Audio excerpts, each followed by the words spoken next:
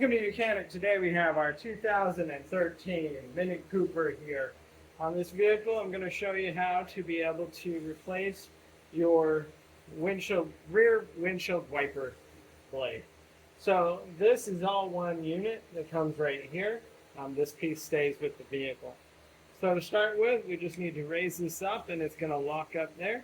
And then spin this with 90 degrees so it's perpendicular against the unit. And then you'll be able to just, holding with my hand here, and then pressing on the pressure here to get this arm off. Then we just go ahead and get a new one of these at your local auto parts store to be able to replace this with a new one. So then when you get your new one, you're just going to go in the same reverse order, which you can just pull it off like that, but this way it does give you some leverage to grab it. Holding this so it doesn't bend back. Yep. And then it snaps into place.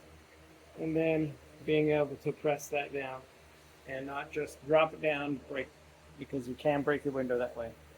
Let's say replace your rear windshield wiper on your 2013 Mini Cooper. Thanks for watching Mechanic, where you can be the mechanic.